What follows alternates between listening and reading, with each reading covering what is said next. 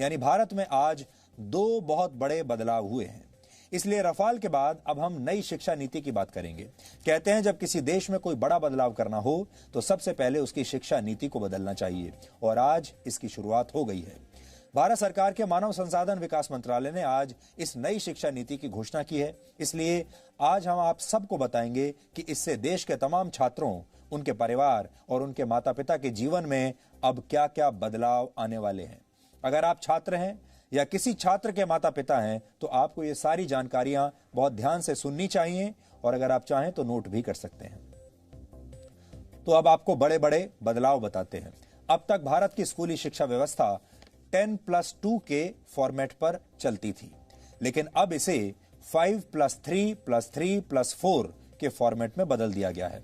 इसके तहत स्कूल के पहले 5 वर्षों की पढ़ाई फाउंडेशन स्टेज मानी जाएगी, यानी इस दौरान छात्रों के लिए मजबूत नींव तैयार की जाएगी। इसका करिकुलम NCERT द्वारा तैयार किया जाएगा और इसमें प्री प्राइमरी के 3 वर्ष और पहली और दूसरी कक्षा का एक वर्ष शामिल होगा, यानी प्री प्राइमरी के 3 साल और फिर पहली और दूसरी कक्षा के 2 साल।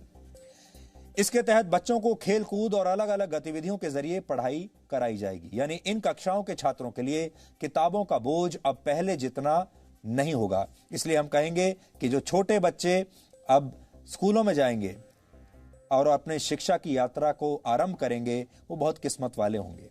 इसके बाद अगले 3 साल यानी तीसरी कक्षा से 5वीं कक्षा तक की पढ़ाई के दौरान छात्रों को भविष्य के लिए तैयार किया जाएगा। इसके तहत छात्रों का परिचय विज्ञान, गणित, कला, सामाजिक विज्ञान और ह्यूमैनिटीज जैसे विषयों से करवाया जाएगा। इसके अगले 3 साल मिडिल स्टेज माने जाएंगे और इसमें कक्षा 6 से लेकर कक्षा 8 तक के छात्र शामिल होंगे। इस स्टेज में छात्रों को तय पाठ्यक्रम के मुताबिक पढ़ाया जाएगा और इसके बाद 9वीं से 12वीं कक्षा तक इस फॉर्मेट की 4 वर्षों वाली आखिरी स्टेज होगी। ये 4 साल की स्टेज होगी। इसमें छात्रों में किसी विषय के प्रति गहरी समझ पैदा की जाएगी, उनकी विश्लेषण क्षमता को बढ़ाया जाएगा और उन्हें जीवन में बड़े लक्ष्य निर्धारित करने के लिए प्रेरित किया जाएगा। लेकिन सबसे महत्वपूर्ण बात यह है कि अब स्कूलों में पहले जैसा स्ट्रीम सिस्टम नहीं होगा। इसका मतलब यह है, यानी अगर आर्ट्स का कोई छात्र फिजिक्स की पढ़ाई करना चाहता है तो अब वो ऐसा कर पाएगा, और अगर अकाउंट्स का कोई छात्र, कॉमर्स का कोई छात्र इतिहास की पढ़ाई करना चाहता है तो वो भी ऐसा कर सकता है।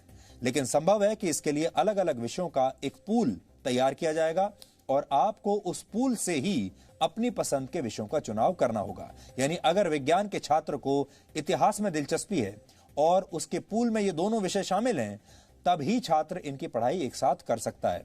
हालांकि अभी इस पर पूरा स्पष्टीकरण आना बाकी है, लेकिन पहले की जो व्यवस्था होती थी, हमारे यहाँ 3 स्ट्रीम्स मानी जाती थी, या तो आप साइंस लेते थे या कॉमर्स लेते थे या आर्ट्स यानी ह्यूमैनिटीज लेते थे।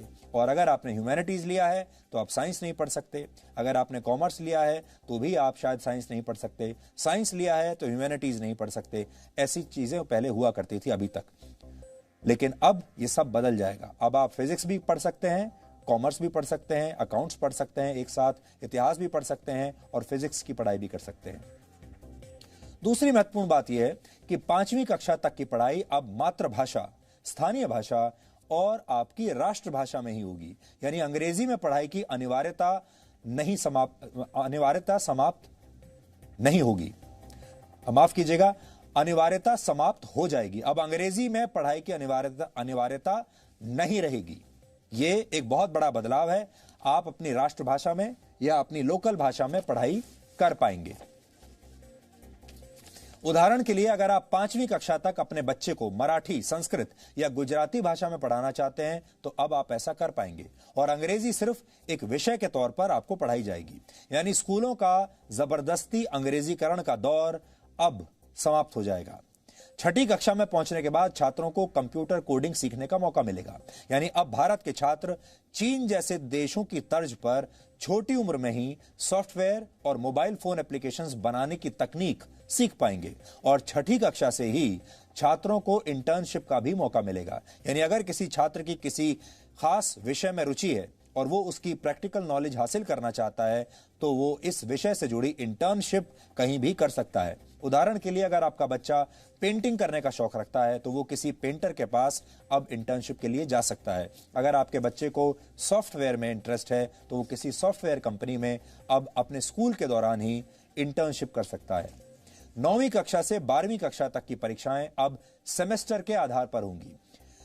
एक साल में 2 सेमेस्टर होंगे और हर 6 महीने पर एक परीक्षा होगी और दोनों सेमेस्टर्स के अंकों को जोड़कर आपकी फाइनल मार्कशीट तैयार की जाएगी। यानी अब एक छात्र के तौर पर आपको पूरे साल पढ़ाई करनी होगी और आप ये कहकर बच नहीं सकेंगे कि आप सिर्फ फाइनल एग्जाम्स की तैयारी करना चाहते हैं। इससे पहले आपने देखा होगा बहुत सारे छात्र ऐसे होते हैं जो साल के सिर्फ आखिर में कुछ समय तक पढ़ते हैं, 1-2 महीने पढ़ाई कर लेते हैं और फिर उसके आधार पर वो फाइनल जो परीक्षा होती है उसमें बैठते हैं और उनमें से बहुत सारे लोग अच्छे नंबर ले भी आते हैं। लेकिन ये वो लोग होते हैं जिन्होंने पूरे साल पढ़ाई नहीं की। अब आपको पूरे साल पढ़ाई करनी पड़ेगी।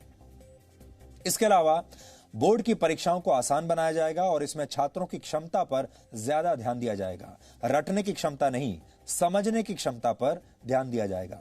ट्यूशन और कोचिंग क्लास के जरिए रट्टा लगवाने की आदत को समाप्त कर दिया जाएगा। बोर्ड परीक्षा देने वाले छात्रों को अब उनकी पसंद की भाषा में परीक्षा लिखने की पूरी छूट होगी। उदाहरण के लिए अगर आप चाहें तो हिंदी या अंग्रेजी में से किसी एक भाषा में अपनी परीक्षा दे सकते हैं। छात्रों के रिपोर्ट कार्ड्स को भी अब पहले की तरह तैयार नहीं किया जाएगा।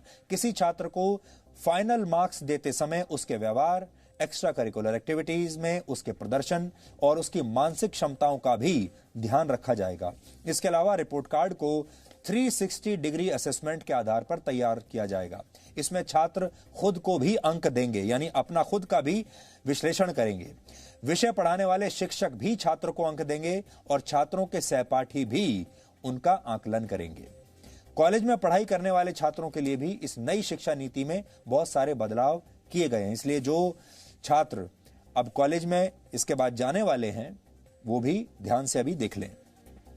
अब देश के छात्र कॉलेज में एडमिशन के लिए कॉमन एप्टीट्यूड टेस्ट दे पाएंगे। इसका अर्थ यह है कि अगर 12वीं कक्षा के बोर्ड एग्जाम्स में आपके ठीक नंबर नहीं आए हैं या आपके मार्क्स इतने नहीं आए हैं कि आपको कट ऑफ परसेंटेज के आधार पर सीधे किसी कॉलेज में एडमिशन मिल पाए, तो आप कॉमन एप्टीट्यूड टेस्ट भी दे सकते हैं और फिर इस टेस्ट में आपके प्रदर्शन को आपके 12वीं कक्षा के नंबरों के साथ जोड़ दिया जाएगा और उस आधार पर आपको आपके मनपसंद कॉलेज में एडमिशन मिल पाएगा।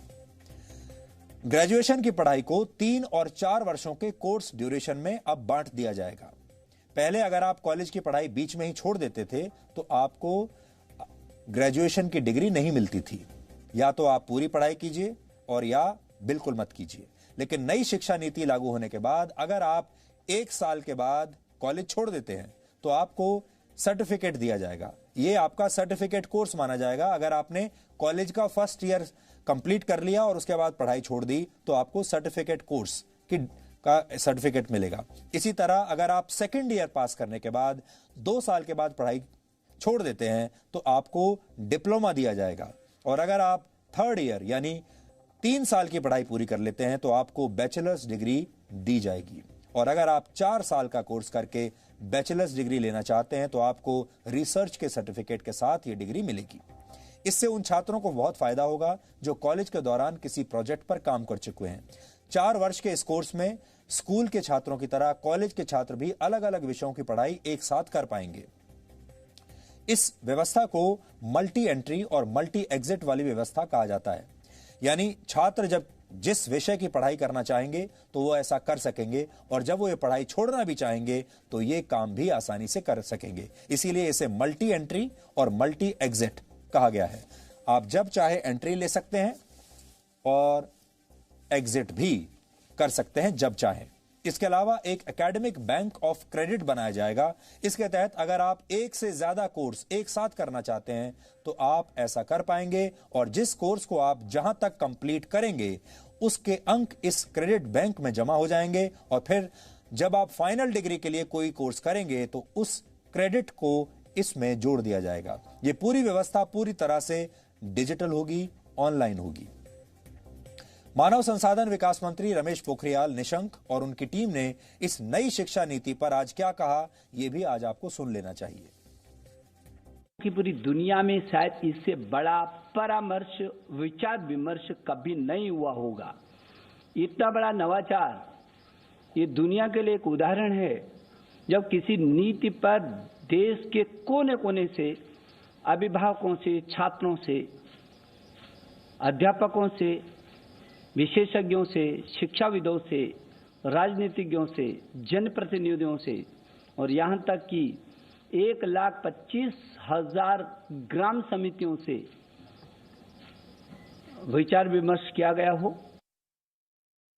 यह बेहद महत्वपूर्ण है क्योंकि 34 साल से शिक्षा नीति में परिवर्तन नहीं हुआ था और इसलिए आज का ये जो परिवर्तन है और जो नई शिक्षा नीति है, मुझे विश्वास है कि पूरा समाज और सभी देशवासी इसका स्वागत करेंगे और दुनिया के शिक्षाविद भी इसको निश्चित रूप से सराहना करेंगे। आज की व्यवस्था में यदि 4 साल इंजीनियरिंग पढ़ने के बाद या 6 सेमेस्टर पढ़ने के बाद किसी कारणवश मैं आगे नहीं पढ़ सकता हूं, तो मेरे पास कोई उपाय नहीं है, मैं आउट ऑफ द सिस्टम हो जाता हूं।